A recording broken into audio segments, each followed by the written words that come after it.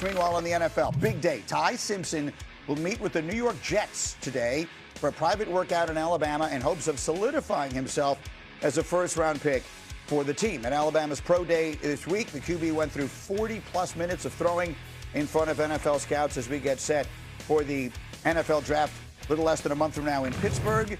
Mel Kiper projects Simpson to go 16 to the Jets. Field Yates has him a little later. He has Arizona trading back to the back end of round one and taking the Alabama quarterback. We got Jordan Rodgers up early with us. We got Damien Woody.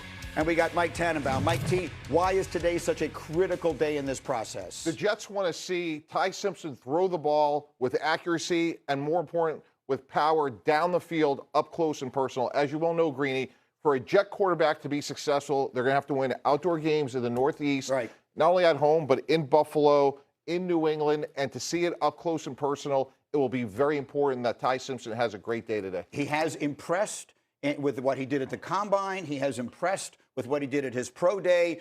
And I want to hear from Jordan Rodgers. That's why I called Jordan to get in here today, because you got some tape here. I feel like his stock is rising right now. There was a moment in time during this season when I think there was a real chance he was going to go even higher than this. What do the people who don't know much about him as a prospect, what should they be thinking, Jordan Rodgers?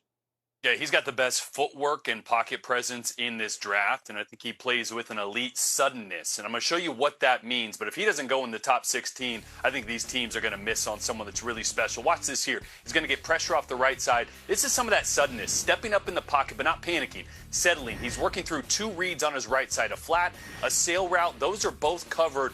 Watch how quickly he gets his eyes to that third route down the middle of the field, and watch the suddenness. 0.21 seconds. He goes from his second read to his third read, adjusts the trajectory of that football, and it is on the money, 40, 50 yards downfield. That is elite right there. And this is another thing I love. This is a play you might overlook if you're just watching the film. Little power pass, little flood concept, two-handed fake. Watch his feet and his eyes marry together through every single read. 1 to 2 to 3. Backside to 4. The reason he is so accurate and so consistent is because his base, his feet, and his eyes are always together. And that's what makes him special. Now, here's the interesting part. What's important about the workout with the Jets and what was important about the pro day. And I used to design these pro days with David Morris, his quarterback coach who designed his pro day just the other day. There's not a lot on film of him throwing off platform in the pocket with his feet facing this way, ripping it downfield to a comeback or a dig route. Because he's so good with his feet, because he's so good at getting quickly set and aligned and being consistent, that was the focus of the pro day with David Morris in the design for Ty Simpson to show his arm talent off platform. That's why you see a lot of these resets falling away on these throws in the pro day. That was the one box I think he had to check in front of GMs and scouts, and I think he hit that out of the park with flying colors on that pro day. I love Ty. I've loved him since November and December when I said his tape at its best is better than anyone's. It's outstanding insight from someone who knows what they're talking about. Damien Woody, you know the Jets better than anybody. Should they take him if he's there at 16? Yeah, Green, I've always said, if you love the quarterback, if you love the prospect, if you got conviction, you take the guy.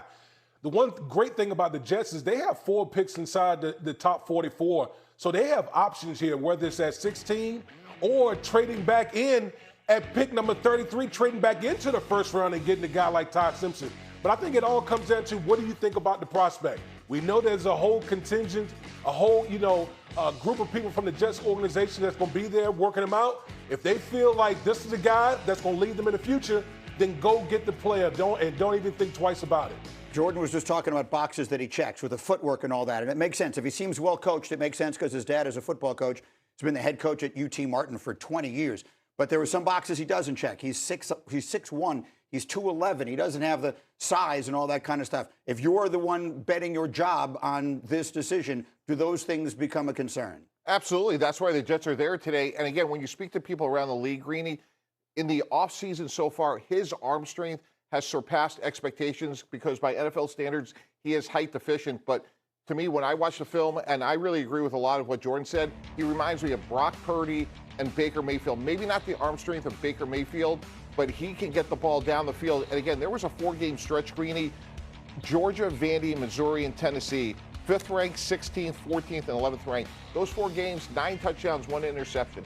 So against the best competition, he played very well. Height deficient is my new favorite expression. Jordan Rodgers, finish it up. What are the last things to say about Ty Simpson? Yeah, I think the biggest concern is the starts, right? Just one season. I think that's both a positive because it shows his upside, how quickly he got to a level that's elite and a level that could be a top 10 pick. But get him in a situation where he can sit. Have the Jets learned yet that if you find a guy with traits and you let him develop, he could be good? Sam Darnold, anybody, 2 years, starting with the Jets and then won a Super Bowl because they kicked him to the curb. Get Ty, let him sit behind Geno, let him develop for a year, and you're going to have a guy that can be really special. It's a good plan. I disagree. Mark Sanchez, 2 championship games, rookie in second year. Yeah, there's a couple of different ways of doing it, but you had a vastly different team in those days than the Jets have right now. And ironically, Mark Sanchez, one of our concerns was 16 starts in college, and Ty Simpson has 15. Has 15, even though he's 23 years old. All right, just getting started here. We're rolling. To know, soon-to-be 49-year-old Tom Brady kicked the tires on coming out of retirement. You all know he stepped aside in 2023. Then he became a minority owner of the Raiders the next year. Actually, the NFL prohibits players from being owners, but that didn't stop Brady from checking in. Take a listen. I actually have inquired, and they don't like that idea very much. So I'm going to leave it at that. We explored a lot of different things, and I'm very happily retired. Let me just say that too. So I loved being out there playing in the flag game. I love not getting hit. I've got a lot of really fun things I'm involved in.